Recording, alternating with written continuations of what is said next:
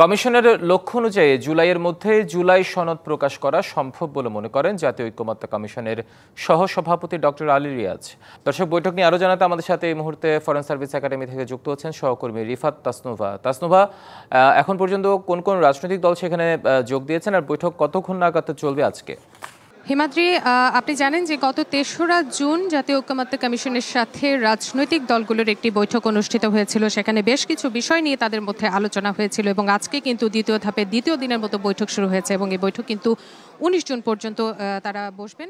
আজকে আপনাদেরকে একটু বলে রাখি যে সকাল ১০টা থেকেই কিন্তু বিভিন্ন দলের যারা প্রতিনিধি রয়েছেন তারা আসতে শুরু করেছেন এবং বিএনপি সহ অন্যান্য বিভিন্ন দলের প্রতিনিধিরা আমরা এখানে দেখতে পেয়েছি এবং প্রারম্ভিক একটি সূচনা বক্তব্য কিন্তু দিয়েছেন ঐকমত্য কমিশনের সহসভাপতি আলী রিয়াজ। তিনি বিভিন্ন বিষয় এখানে বলেছেন। এখানে যে বিষয়টি তিনি বলেছেন জুলাইয়ের মধ্যে জুলাই সনদ দেওয়ার বিষয়টি তিনি বলেছেন এবং একই সাথে তিনি বলেছেন যে আলোচনার মাধ্যমে হয়তো সব দলের সাথে সব বিষয়ে একমত হওয়া সম্ভব হবে না, কিন্তু জাতির স্বার্থে, জাতীয় স্বার্থে এবং রাষ্ট্রীয় স্বার্থ বিবেচনা করে কিছু বিষয়ে দলগুলোকে ছাড় দেওয়ার একটি অনুরোধ তিনি করেছেন। এবং RICL TMX, যুগের পর যুগ স্থাপনা থাকে মজবুত।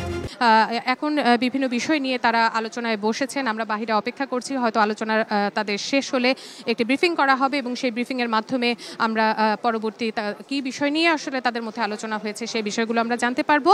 এবং একটি বিষয় বলে রাখি, আপনি জানতে চেয়েছেন কতক্ষণ এই মিটিং চলবে। আসলে কতক্ষণ এই আলোচনা চলবে বলাটা খুবই দুষ্কর। আমরা আশা করছি ২-৩ ঘন্টাও এখানে লেগে যেতে পারে এই ব্রিফিং, তাদের এই ব্রিফিং করতে করতে, অর্থাৎ পুরো বিষয়টি সম্পর্কে আমাদের জানাতে। তবে যতটুকু আমরা কিছু বিষয় আমরা এখানে জানতে পেরেছি যে বৈঠকে সংবিধানের ৭০ নম্বর অনুচ্ছেদ এই বিষয়টি নিয়ে কথা বলা হবে এবং স্থায়ী কমিটির যে সভাপতি মনোনয়ন সেই বিষয়টি নিয়ে আলোচনা হবে। একই সাথে নারী প্রতিনিধিত্ব এই বিষয়গুলো নিয়ে আলোচনা হবে এবং আলোচনা করা হবে প্রধান বিচারপতি নিয়োগের বিষয়টি নিয়ে। এর বাইরে আসলে বিভিন্ন বিষয় হয়তো আলোচনায় আসতে পারে, তবে কী বিষয় নিয়ে আসলে তাদের মধ্যে আলোচনা হয়েছে ব্রিফিংয়ের মাধ্যমে আমরা আপনাদেরকে জানিয়ে দিতে পারবো।